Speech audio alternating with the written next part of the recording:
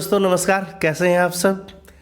चलिए आज हम आपके साथ उपस्थित हैं एक टेस्ट लेकर के। आदिकाल के ऊपर आज का टेस्ट है और यकीन मानिए यदि आप इस टेस्ट को हल कर लेते हैं, बराबर सुन लेते हैं, तो आदिकाल के तकरीबन कंसेप्ट जो हैं आपके वो क्लियर हो जाएंगे। एक सवाल में हमने कोशिश की है ढेरों सवाल उकेरने की, तो आप ध्यान से सुनिए और ज़रूरत पड़े तो नोट कर लीजिए। चलिए पहला सवाल आपके साथ है, आदिकाल की समय सीमा आरंभ होने के संदर्भ में सही विकल्प का चयन करना है। विभिन्न विद्वानों ने अलग अलग मत दिए हैं आदिकाल की सीमा को लेकर के। तो सबसे पहले जॉर्ज ग्रियर्सन की बात करते हैं। जॉर्ज ग्रियर्सन ने अपना जो समय दिया है आदिकाल का वो 643 से 1400 ईस्वी तक दिया है, ये बिल्कुल सही है। दूसरा मिस्र बंधुओं का समय है 643 से 1389 ईस्वी, ये भी एकदम सही है। राहुल सांकृत्यान का मत है कि उन्होंने 760 से 1300 ईस्वी तक जो है आदिकाल का समय माना है, ये एक तथ्य भी एकदम सही है। डॉक्टर हजारी प्रसाद द्विवेदी की बात कर लेते हैं। डॉक्टर हजारी प्रसाद द्विवेदी ने जो आदिकाल का समय निर्धारित किया है वो है 10वीं सदी से 14वीं सदी, ये भी एकदम सही तथ्य है। डॉक्टर नगेंद्र की बात करें तो उन्होंने माना था 769 से 1418 ईस्वी तक, ये तथ्य भी एकदम करेक्ट है। और अब रामचंद्र शुक्ल का बड़ा फेमस है 1050 से 1375, और ये विक्रमी संवत है, और ये यहाँ पर भी विक्रमी संवत दिया गया है। तो सारे के सारे जो है तथ्य एकदम सही हैं, तो सही विकल्प जो हैं वो सारे के सारे मौजूद हैं। तो ये था सवाल नंबर 1। सवाल नंबर दूसरे की बात करते हैं। दूसरा है, आदिकाल के प्रथम कवि के संदर्भ में अलग अलग विद्वानों ने जो मत दिए हैं उनमें से बताना है कि इनमें से असंगत कौन सा है। चलिए देख लेते हैं। राहुल सांकृत्यान ने पहला कवि जो माना है वो सरहप्पा को माना है। किसको माना है? सरहप्पा को, बिल्कुल सही है। दूसरा, रामकुमार वर्मा ने जो पहला कवि माना है वो स्वयंभू को माना है। गणपति चंद्र गुप्त ने जो पहला कवि है वो माना है शालिभद्र सूरी को। शिव सिंह सेंगर ने पुष्य या पुंड को पहला कवि माना है। डॉक्टर हजारी प्रसाद द्विवेदी ने अब्दुल रहमान को माना है पहला कवि, संदेश सरासक जिन्होंने लिखा था। बच्चन सिंह ने विद्यापति को पहला कवि माना है। तो इस तरीके से ये कथन भी, ये जो तथ्य रहे हैं सारे, ये भी सही हैं। तो इनमें से भी कोई असंगत नहीं है, ये सभी संगत हैं। ठीक है, थर्ड क्वेश्चन की तरफ बढ़ते हैं। थर्ड क्वेश्चन आता है कि आचार्य देवसेन की किस रचना को हिंदी की पहली रचना माना जाता है।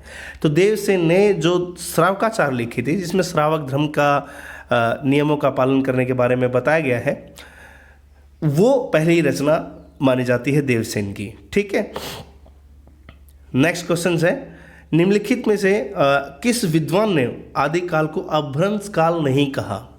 श्याम सुंदर दास ने अभ्रंश काल कहा था, बच्चन सिंह ने भी अभ्रंश काल कहा था आदिकाल को, धीरेन्द्र वर्मा ने भी कहा था, और चंद्रधर शर्मा गुलेरी ने भी कहा था।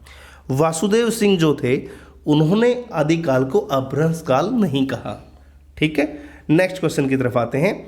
नामकरण के बारे में देखते हैं। नामकरण के बारे में अगला सवाल है, आदिकाल के नामकरण में असंगत कथन आपको बताना है, असंगत विकल्प चुनना है।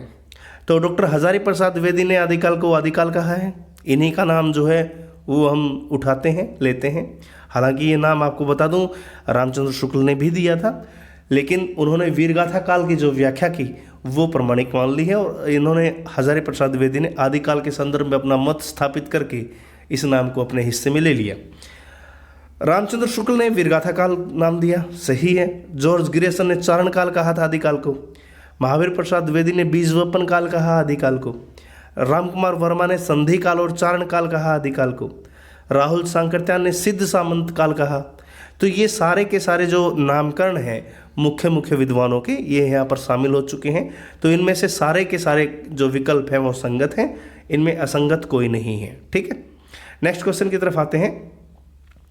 फिर नामकरण की बात आ जाती है। एक और सवाल हमारा यहाँ पर नामकरण से संबंधित है, कुछ और नाम यदि छूट गए तो इसमें कवर हो जाएंगे वो। आदिकाल के नामकरण के संदर्भ में असंगत का चयन आपको करना है। देखिए, पृथ्वीनाथ कमल कुलश्रेष्ठ ने अंधकार काल कहा है आदिकाल को, सही है बात। रमाशंकर शुक्ल रसाल ने जयकाव्य काल कहा है आदिकाल को, ये भी एकदम सही है। सुमन राजे और मोहन अवस्थी, इन दोनों ने आदिकाल का जो नाम दिया वो आधार काल दिया, ये भी सही है। राम खिलावन पांडे, इन्होंने आदिकाल को संक्रमण काल कहा, और इनके अलावा एक और विद्वान थे हरिश्चंद्र वर्मा, इन्होंने भी आदिकाल को संक्रमण काल की संज्ञा दी थी। गणपति चंद्रगुप्त ने कहा था प्रारंभिक काल आदिकाल को। इसके अलावा गणपति चंद्रगुप्त ने आदिकाल को शून्य काल का नाम भी दिया था। ठीक है, मिस्र बंधुओं ने आरंभिक काल कहा था। अब ये जो है हमेशा द्वंद्व में रहता है कि आरंभिक मिस्र बंधुओं ने दिया था कि गणपति चंद्रगुप्त ने दिया था। ठीक है, तो आरंभिक काल जो है वो मिस्र बंधुओं का है, गणपति चंद्रगुप्त का प्रारंभिक काल है। ठीक है, विश्वनाथ प्रसाद मिश्र का नाम है, इन्होंने आदिकाल को जो नाम दिया था वो वीरकाल नाम दिया था। कई बार ये भी पेपर में आ जाता है कि आदिकाल को वीरकाल किसने कहा था, और हम गलती से रामचंद्र शुक्ल लगा देते हैं। तो रामचंद्र शुक्ल का वीरगाथा काल है, ना कि वीरकाल। वीरकाल यदि पूछा जाए तो विश्वनाथ प्रसाद मिश्र रहेंगे। संक्रांति काल की बात करते हैं। संक्रांति काल आदिकाल को कहा था राम प्रसाद मिश्र ने, तो राम प्रसाद मिश्र ने संक्रांति काल कहा। तो ये जितने भी विकल्प हमारे पास थे सारे के सारे सही हैं। तो अब हम अगले क्वेश्चन की तरफ आते हैं। नेक्स्ट क्वेश्चन, जॉर्ज ग्रियर्सन ने आदिकाल में कितने कवियों को शामिल किया? अब जॉर्ज ग्रियर्सन ने जो नाम दिया था वो चारण काल नाम दिया था। चारण काल में यानी कि आदिकाल में उन्होंने 9 कवियों को शामिल किया था। कितने कवियों को शामिल किया गया था? 9 कवियों को शामिल किया था। किन को छोड़ा था ये आप हमें कमेंट बॉक्स में ज़रूर बताएं कि किन किन कवियों को उन्होंने शामिल नहीं किया था। ठीक है, डॉक्टर नगेंद्र के अनुसार कौन सी रचना अपभ्रंश के प्रभाव से मुक्त है? तो डॉक्टर नगेंद्र के अनुसार देखिए, श्रावकाचार में अपभ्रंश का पुट आपको देखने को मिलता है। जो जीर्ण भाषण सासयु वाली जो पंक्ति हैं उनमें आप देख सकते हैं। भारतेश्वर बाहुबली रास, इसमें भी अपभ्रंश का पुट आपको देखने को मिलता है। हमीर रासों में भी अपभ्रंश के पद आपको देखने को मिलेंगे। राउल वेल, उक्ति व्यक्ति प्रकरण और वर्ण रत्नाकर, इनमें भी अपभ्रंश का प्रभाव जो है वो है। लेकिन परमाल रासो जो आपकी रचना है उसमें अपभ्रंश नहीं है, उसमें अपभ्रंश का प्रभाव नहीं है। कमेंट करके आप बताइए उसमें किस भाषा का प्रभाव देखने को मिलता है। ठीक है, नेक्स्ट क्वेश्चन, स्वयंभू की रचना निम्न में से कौन सी नहीं है? पौमचर्यु स्वयंभू की रचना है, बिल्कुल सही है। पंचमी चर्यु भी स्वयंभू की रचना है, ये भी एकदम सही है। रिठमेणी चर्यु ये भी स्वयंभू की रचना है। लेकिन जसहर चर्यु यानी कि यशोधा चरित या जसहर चर्यु जो है ये पुष्यदंत की रचना है बजाय कि स्वयंभू की। ठीक है, नेक्स्ट क्वेश्चन पे आते हैं। पौमचर्यु के बारे में ही ये सवाल है कि पौमचर्यु के संदर्भ में असंगत कथन का आपको चयन करना है। असंगत कथन का चयन करिए। पौमचर्यु में 12,000 श्लोक हैं, 5 कांड हैं, 83 संधियाँ हैं। सही नहीं है ये। सही क्या है संशोधन करके आप हमें कमेंट करके बताइए कि कितने कांड हैं, कितनी संधियाँ हैं और कितने श्लोक हैं, ये आप हमें बताइएगा। याद बता दूं, दिला दूं आपको, त्रिभुवन ने भी इसमें कुछ संधियाँ जोड़ी हैं, ये भी आपको याद होगा। ठीक है, अपभ्रंश की पहली जो कड़वक बद्ध रचना है वो पौमचर्यु है, ये आपको तथ्य हम बता देते हैं। और पौमचर्यु का संपादन जो है एच.सी. भ्याणी ने किया था, ये एकदम सही बात है।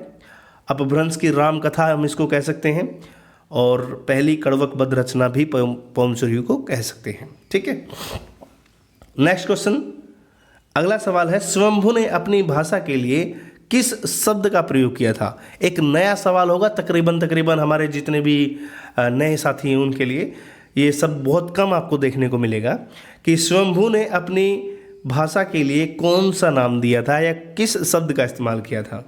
देसिल बरना सब जन मिठा ते तसन जपवा वट्टा, ये तो विद्यापति की पंक्ति हो गई, ये तो नहीं हो सकता। जन भाषा वो अपनी बात को कह नहीं रहे हैं, अपनी भाषा को कहेंगे नहीं। ग्राम भाषा ये भी वो नहीं कह रहे हैं। उन्होंने अपनी भाषा को जो नाम दिया था वो दिया था गामेल भाष। क्या नाम दिया था? गामेल भाष। तो ये इम्पोर्टेंट हो जाता है, एक नया कंसेप्ट है, इसको ध्यान रख लीजिए, गामेल भाष। नेक्स्ट, स्वयंभू ने रामचरित काव्य पर लिखा है, ये माना जाता है, लेकिन उनकी एक रचना जो है कृष्ण संबंधित रचना भी है, कृष्ण चरित्र संबंधित रचना भी है, उसको देख लेते हैं। उसका नाम है रिठमेणी चर्यु। तो पौमचर्यु जो है रामकाव्य पर आधारित है, पंचमी चर्यु स्वयंभू छंद, ये भी तीनों जो है ये स्वयंभू की रचनाएं हैं, लेकिन इनमें से जो रिठमेणी चर्यु है ये कृष्ण के ऊपर आधारित है, यानी कि कृष्ण चरित्र पर ये आधारित है। अगला सवाल है, निम्न में से कौन सी उपाधि स्वयंभू को एच.सी. भ्याणी ने नहीं दी? ध्यान से सुनिएगा, एच.सी. भ्याणी ने इनमें से कौन सी उपाधि स्वयंभू को नहीं दी थी? देखिए, अपभ्रंश का वाल्मीकि, ये स्वयंभू को एच.सी. भ्याणी ने कहा था। अपभ्रंश का कालिदास, ये भी स्वयंभू को एच.सी. भ्याणी ने कहा था। अपभ्रंश का व्यास, ये भी स्वयंभू को एच.सी. भ्याणी ने कहा था। अपभ्रंश का भवभूति, ये एच.सी. भ्याणी ने स्वयंभू को नहीं कहा। एक और कवि थे जिनको ये संज्ञा प्राप्त हुई, भवभूति उनको कहा गया था, उनका नाम आप हमें कमेंट करके ज़रूर बताइए, ठीक है। नेक्स्ट, एक और सवाल स्वयंभू के बारे में ही। मैंने कहा था कि तकरीबन आपके तथ्य सारे कवर हो जाएंगे यदि आज का टेस्ट आप देख लेते हैं तो स्वयंभू के संदर्भ में असंगत का चयन फिर आपको करना है। स्वयंभू को रामचंद्र वर्मा ने पहला कवि माना, एकदम सही है।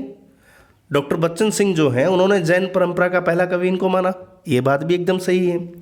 स्वयंभू का जो समय है वो 783 ईस्वी है, 8वीं सदी है, ये बात भी सही है। और इन्होंने अपभ्रंश में कृष्ण कथा आरंभ की थी, ऋठमेणी चरियो याद होगा, तो कृष्ण कथा आरंभ इन्होंने की थी अपभ्रंश में, ये भी एकदम सही है। तो चारों विकल्प सही हैं, तो सभी संगत हैं, कोई असंगत इनमें से नहीं है। नेक्स्ट आ जाता है फिर स्वयंभू का। स्वयंभू ने पदरिया बंद का प्रवर्तक किसे माना है? तो स्वयंभू ने चतुर्भुज दास नहीं है, ये चतुर्भुज अपभ्रंश के कवि हैं, तो चतुर्भुज को पदरिया बंद का जो है प्रवर्तक माना है। और ये कथन, ये तथ्य जो आपको सरस्वती पांडे में भी देखने को मिलेगा, ठीक है।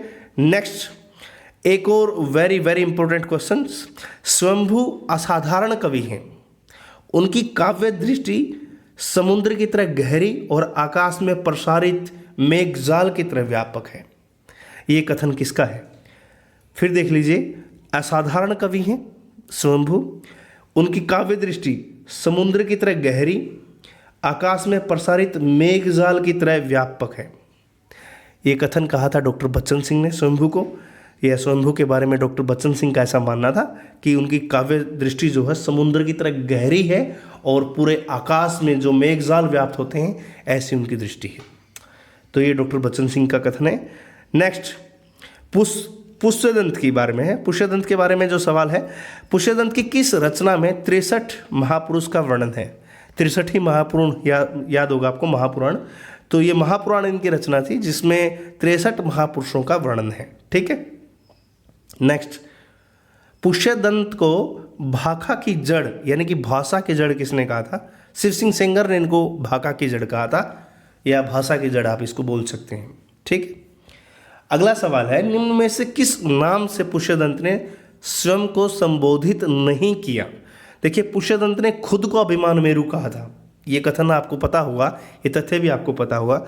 अपने आप को कवि कुल तिलक भी इन्होंने कहा था, कवि काव्य रत्नाकर भी इन्होंने अपने आप को उपाधि दी थी, काव्य सुधाकर इन्होंने अपने आप उपाधि नहीं दी थी।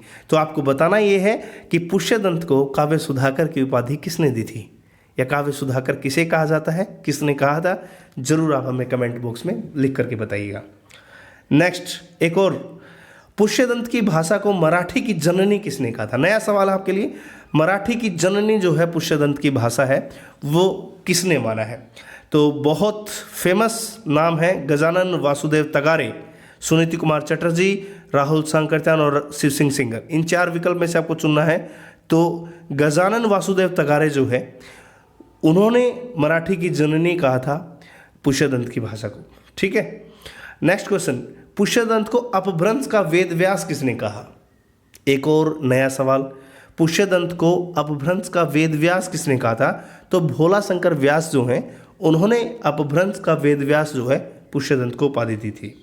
अब पुष्यदंत के बारे में एक और कथन है, वो किसका है देखिए। पुष्यदंत बहुत ही शक्ति संपन्न कवि थे, बहुत महत्वपूर्ण है, पुष्यदंत बहुत शक्ति संपन्न कवि थे। काव्य के सभी रूपों और अव्ययों पर इनका पूर्ण अधिकार था। ये कथन किसका है? काव्य के सब रूपों पे और अव्ययों पे इनका पूर्ण अधिकार था। ये कथन इनके बारे में डॉक्टर हजारी प्रसाद द्विवेदी ने कहा था।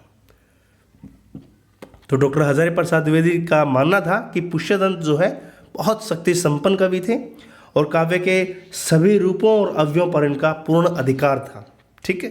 नेक्स्ट क्वेश्चन की तरफ बढ़ते हैं। संदेश राशक के बारे में असंगत का चयन आपको करना है। संदेश राशक से संबंधित सवाल है। संदेश रासक का समय है सबसे पहले 12वीं सदी, एकदम सही है। अद्यमाण द्वारा रचित है, एकदम सही कथन है ये भी। खंड काव्य है संदेश रासक, बिल्कुल सही बात है।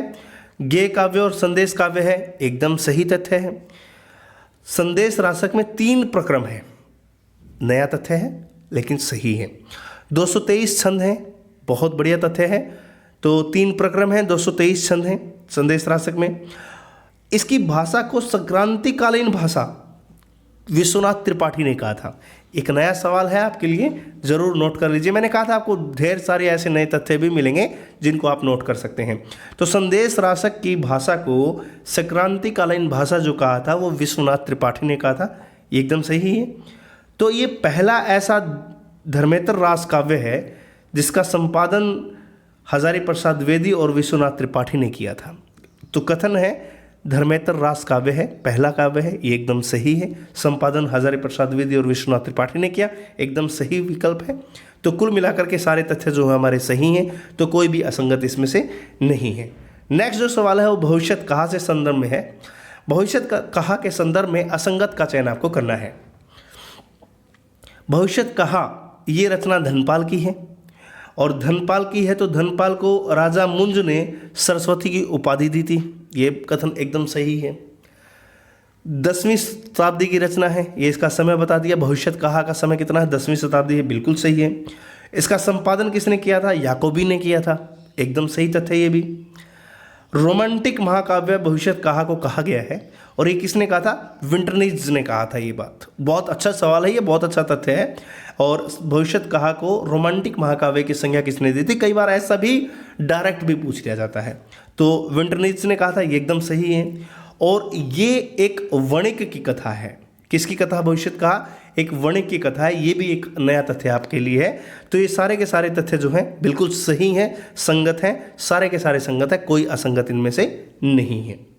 नेक्स्ट क्वेश्चन, मैंने कहा था आपको एक एक तथ्य आप ध्यान से सुनिएगा और नोट कर लीजिएगा, बेहद काम आने वाले तथ्य हैं ये आपके। हेमचंद्र के संदर्भ में असंगत कथन का चयन आपको बताना है। हेमचंद्र का जो समय है वो 12वीं सदी है, इसमें कोई दो राय नहीं है। इन्हें प्राकृत का पाणिनि कहा गया है, ये तथ्य एकदम सही है। प्राकृत व्याकरण ग्रंथ जो है सिद्ध हेम शब्दानुशासन, इनकी रचना हेमचंद्र ने की थी। इसमें संस्कृत, प्राकृत और अपभ्रंश तीनों भाषाओं का समावेश है, एकदम सही बात है। तो ये दोनों बातें सही हो गई हैं। नेक्स्ट जो है हेमचंद्र ने कुमारपाल चरित रचा, सही है।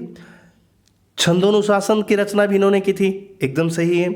देसी नाम माला, योग शास्त्र, ये इन्हीं के ग्रंथ हैं, बिल्कुल परफेक्ट हैं, ये सारे के सारे कथन सही आ रहे हैं अभी तक। अगला है एक और तथ्य है कि रुद्र सोलंकी ने इनको कलिकाल सर्वज्ञ कहा था। रुद्र सोलंकी ने इनको कलिकाल सर्वज्ञ कहा था, एकदम सही तथ्य ये भी। नेक्स्ट एक और विकल्प है कि यह चालुक्य सिद्धराज जयसिंह और उनके भतीजे कुमारपाल के आश्रय में रहते, बिल्कुल सही है। आप देखेंगे 11वीं सदी से लेकर के 11वीं सदी के उत्तरार्ध से लेकर के 1144 से 1198 शायद यहाँ का समय बैठता, फिर 1198 के बाद की बात है। तो ये जयसिंह और इनके कुमारपाल के आश्रय में दोनों में रहे थे। तो सारे के सारे विकल्प जो हैं बिल्कुल सही हैं, सारे के सारे कथन जो हैं संगत है, कोई भी असंगत इनमें से नहीं है। नेक्स्ट, हेमचंद्र के ग्रंथ में जो मुंज के दोहे हैं वो संस्कृत और हिंदी के बीच की कड़ी हैं। एक कथन है पूरा का पूरा कि हेमचंद्र के ग्रंथ में उद्धृत मुंज के दोहे संस्कृत और हिंदी के बीच की कड़ी हैं। ये कथन किसका है? ये कथन है डॉक्टर नगेंद्र का। वेरी वेरी इंपॉर्टेंट कथन है ये, डॉक्टर नगेंद्र का कथन है कि हेमचंद्र के ग्रंथ में जो दोहे हैं वो संस्कृत और हिंदी के बीच की कड़ी हैं। ठीक है, तो ये डॉक्टर नगेंद्र का ऐसा मानना था। नेक्स्ट कथन की तरफ चलते हैं। नेक्स्ट सवाल, राम सिंह, मुनि राम सिंह, इनके बारे में सवाल है। मुनि राम सिंह के संदर्भ में असंगत कथन का चयन आपको करना है। मुनि राम सिंह का समय था 11वीं सदी, एकदम सही तथ्य है। रहस्यवादी कवि ये माने जाते हैं, एकदम सही है, 11वीं सदी के रहस्यवादी कवि। तो ये कथन बिल्कुल आपका सही हो गया। पाहुड़ दोहा, पाहुड़ दोहा की रचना मुनि राम सिंह ने की थी, बिल्कुल सही है। 222 यानी कि 222 दोहे उसमें थे, एकदम सही तथ्य है। तो पाहुड़ दोहा में वर्ण विषय क्या था? पाहुड़ दोहा में इंद्रिय सुख और अन्य सांसारिक सुखों की निंदा करके त्याग, आत्मानुभूति और आत्मज्ञान, इनका महत्व बताया। किसका महत्व बताया? त्याग, आत्मज्ञान और आत्मानुभूति। अगर ये आपके पास है तब आप एक श्रेष्ठतम स्तर पर जा सकते हैं। त्यागना क्या क्या होगा? आपको आंतरिक सुखों को त्यागना होगा, या इंद्रिय सुख है उनमें कुछ नहीं रखा, उनसे बाहर निकलना होगा, ठीक है। उनको छोड़ करके आपको आत्मज्ञान और आत्मानुभूति की बातें करनी होगी, ठीक है। तो ये सारे के सारे विकल्प जो हैं एकदम सही हैं। तो अगले सवाल की तरफ आते हैं। नेक्स्ट क्वेश्चन है जोइंदू के बारे में। जोइंदू का समय जो है वो 6वीं शताब्दी है।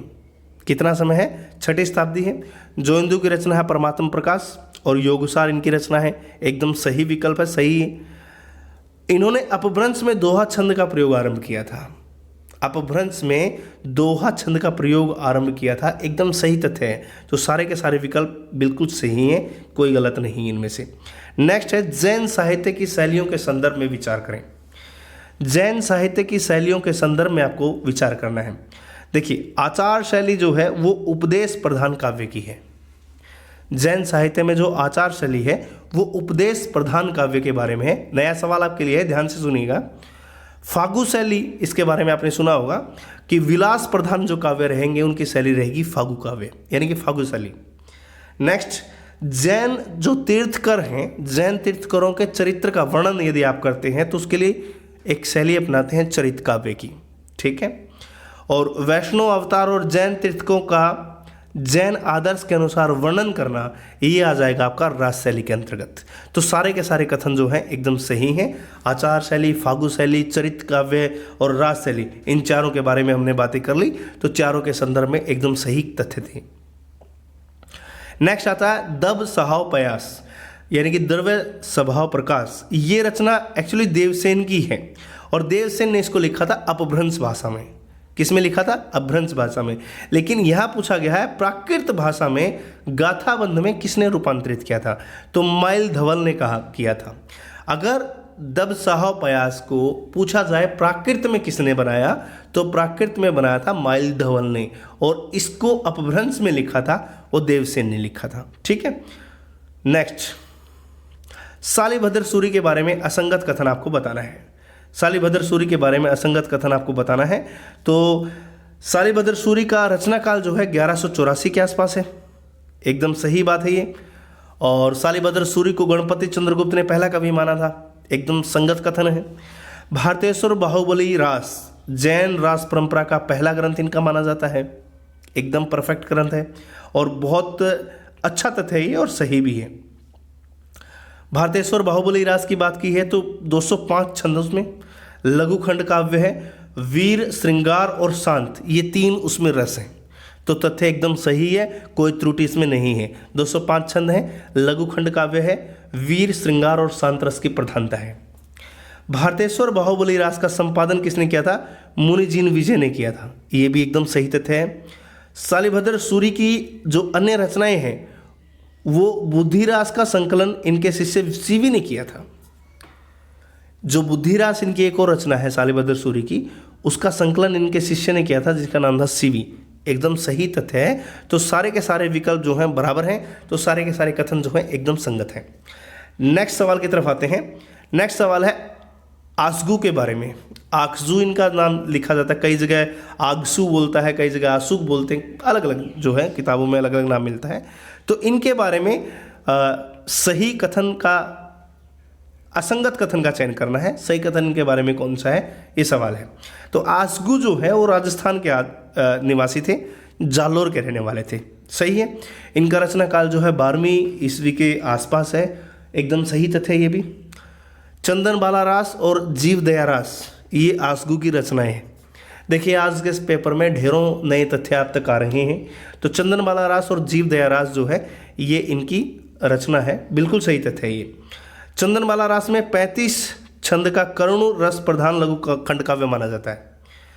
चंदन बाला रास के बारे में बताया है, उसमें 35 छंद हैं, करुण रस है और लघु खंड काव्य है। वो क्या है? लघु खंड काव्य है, ठीक है। और उसके बारे में एक बात और कही गई है कि चंदन बाला रास में चंपा नगरी के राजा दधिवाहन की पुत्री चंदन बाला का वर्णन किया गया है।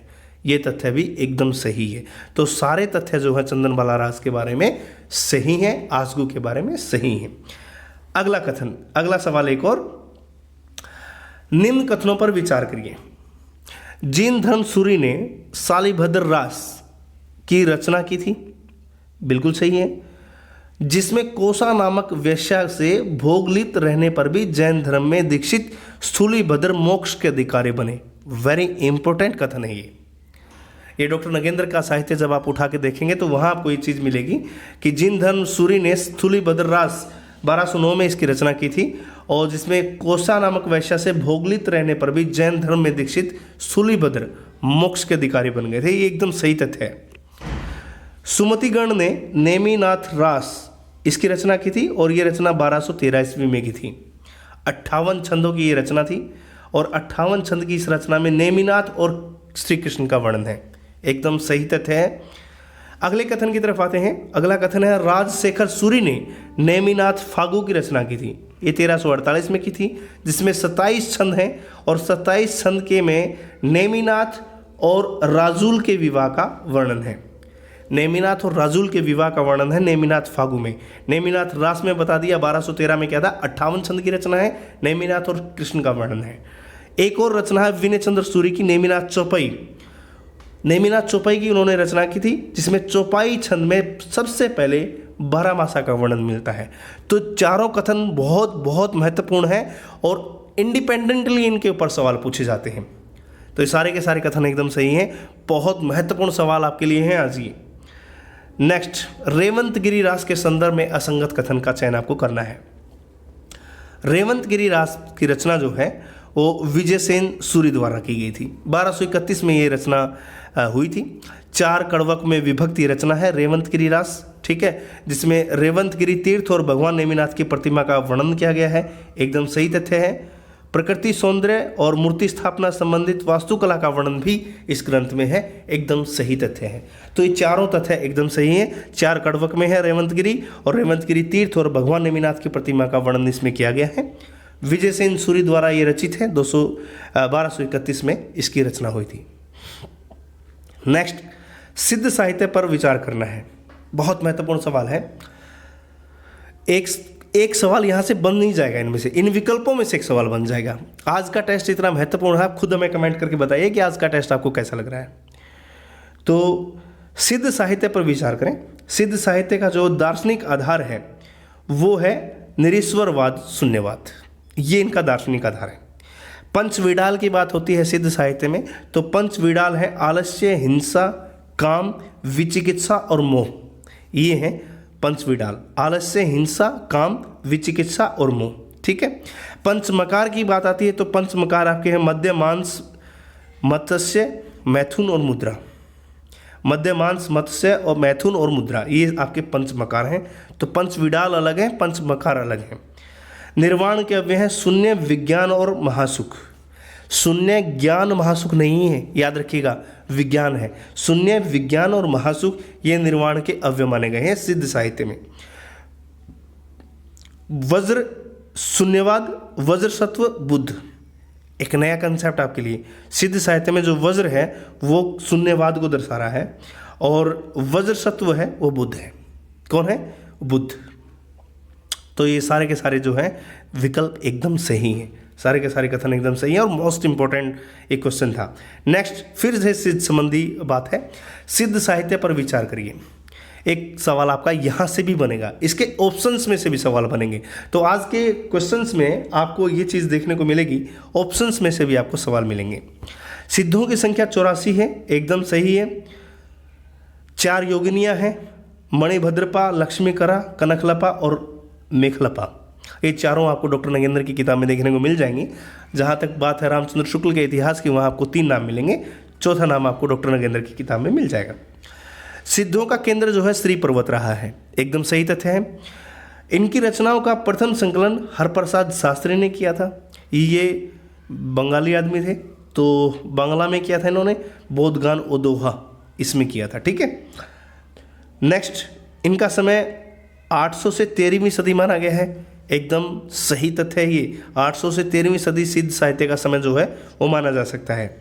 सिद्ध साहित्य की जो भाषा है उसके बारे में बात है। इनकी भाषा को मुनिदत्त सूरि ने या मुनि अध्ववज्र सूरि ने संध्या भाषा कहा है। याद रखिए ये संध्या है।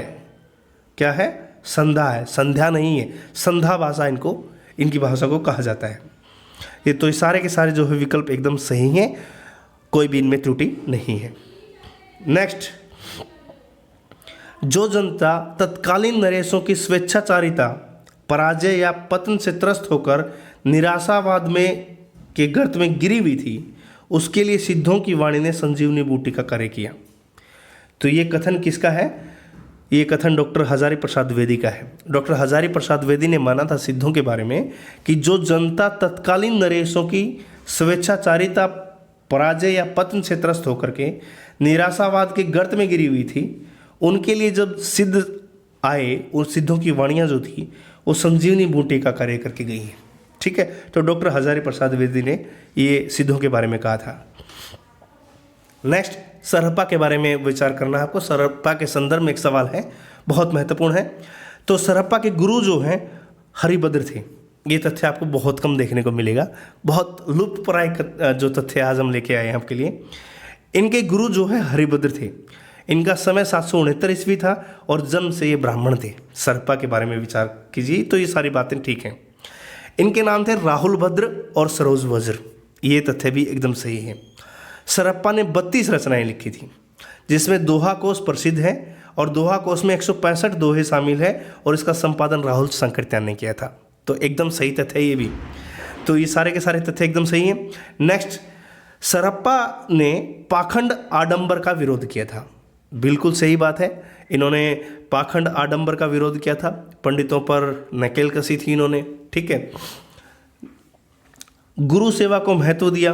बिल्कुल सही, गुरु का सेवा करिए, गुरु के उपदेश को सुनिए तो आपको मोक्ष की प्राप्ति मिलेगी, ऐसा इन्होंने माना था। सहज जीवन पर बल दिया, ये भी बात एकदम सही है। ठीक है, इन्होंने सरहप्पा ने अपनी दोहों की शैली में एक नया प्रयोग किया था। इन्होंने प्रतीक घड़े थे अपनी दोहों की शैली में। तो इनकी दोहों की जो शैली थी वो प्रतीकात्मक थी। बहुत परफेक्ट कथन है और बहुत बढ़िया है। गहीण गुहिर भास उसका इन्होंने नाम दिया था। गहीण गुहिर भास यानी कि प्रतीकात्मक शैली भी इन्होंने अपनी दोहों की शैली को कहा है। तो सरहप्पा के बारे में जो सारी बातें हैं एकदम करेक्ट है, सही है और बहुत महत्वपूर्ण सवाल आपके लिए। नेक्स्ट है, निम्न कथन पर विचार करिए कि लुइपा जो है सिद्धों में सबसे प्रधान थे, रहस्यवाद की प्रधानता उनमें थी। बहुत सही है। तो लुइपा 84 सिद्धों में सबसे प्रधान है, रहस्य भावना उनके अंदर है। सबरप्पा के चर्या पद में अवहट में दृष्टिकूट पद शामिल किए गए हैं। एकदम सही तथ्य है। मोहमाया के विरोधी और सहज जीवन पर बल दिया गया है। बिल्कुल सही है। सरहप्पा जो है सबरप्पा जो है मोहमाया के विरोधी थे, सहज जीवन पर उन्होंने भी बल दिया था। एकदम सही है। एक और है तथ्य, लुइपा जो है सबरप्पा के शिष्य थे और सबरप्पा जो है वो सरहप्पा के शिष्य थे। लुइपा जो है किसके शिष्य थे? ये शिष्य थे सबरप्पा के, और सबरप्पा किसके थे? सरहप्पा के। तो यहाँ से ही चेन बननी शुरू हो गई थी। ठीक है, तो सारे के सारे जो है विकल्प आपके सही हैं। नेक्स्ट, एक और कथन है वेरी वेरी इंपॉर्टेंट। कणहप्पा चोटी के विद्वान और पंडित थे। जैसे ही ऐसी भाषा आ जाए तो आप एकदम से पकड़ जाते हैं ना, एक ही जो शैली है उस शैली से आप पकड़ जाते हैं। डॉक्टर बच्चन सिंह। ठीक, तो एक कथन देख लेते हैं एक बार। क्या है? कणहप्पा चोटी के विद्वान और पंडित थे। पंडित होते हुए भी वे पंडिताई के बोझ से दबे नहीं थे। पंडिताई के बोझ को उतार कर उन्होंने एक किनारे रख दिया।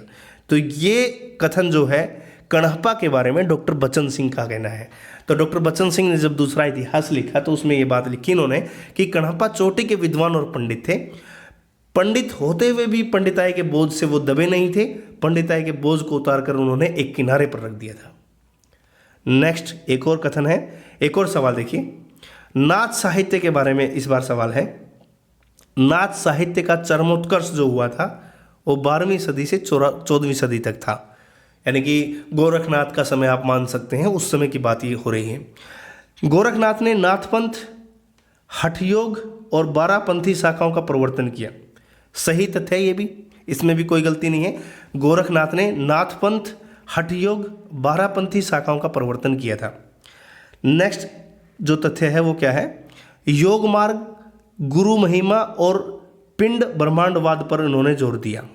ये कथन भी सही है, जो जो पिंडे सोई सोई ब्रह्मांडे ना, ऐसी बात भी इन्होंने कही थी। गृहस्थ के प्रति अनादर, कोरा रूखापन इस साहित्य की कमजोरी है। नाथ साहित्य की कमजोरी क्या है, गृहस्थ के प्रति जो अनादर की भावना है वो, और कोरा रूखापन जो है इस साहित्य की कमजोरी मानी जाती है। तो ये सारे के सारे विकल्प एकदम सही हैं, तो सभी कथन संगत है, कोई असंगत नहीं है। गोरखनाथ की सबसे प्रामाणिक रचना कौन सी है? गोरखनाथ की शब्दी जो रचना है वो सबसे प्रामाणिक रचना मानी जाती है। हालांकि गोरखनाथ की बाकी रचनाएं जो हैं वो पद हैं, प्राण संकली हैं, सिद्ध सिद्धांत पद्धति है, लेकिन सबसे जो प्रमाणित रचना मानी जाती है इनकी, वो मानी जाती है शब्दी। ठीक है, नेक्स्ट कथन की तरफ आते हैं। गोरखनाथ का सबसे मान्य समय क्या है? देखिए, गोरखनाथ के बारे में अलग अलग विद्वानों ने समय दिया। हजारी प्रसाद ने 9वीं सदी बताया, पीताम्बर बर्थवाल ने 11वीं सदी बताया, बच्चन सिंह ने 10वीं 11वीं सदी बताया, लेकिन सबसे प्रमाणिक सबसे मान्य समय जो माना जाता है डॉक्टर रामचंद्र शुक्ल और डॉक्टर रामकुमार वर्मा का। आचार्य रामचंद्र शुक्ल और डॉक्टर रामकुमार वर्मा का जो मत है 13वीं सदी, वो एकदम परफेक्ट माना जाता है, प्रमाणिक माना जाता है, और सबसे मान्य समय यही है। ठीक है, वेरी वेरी इंपॉर्टेंट एक और सवाल, शंकराचार्य के बाद इतना प्रभावशाली और इतना महिमान्वित भारतवर्ष में कोई दूसरा नहीं हुआ। भारतवर्ष के कोने कोने में उनके अनुयायी आज भी पाए जाते हैं। ये बात गोरखनाथ के बारे में किसने कही थी?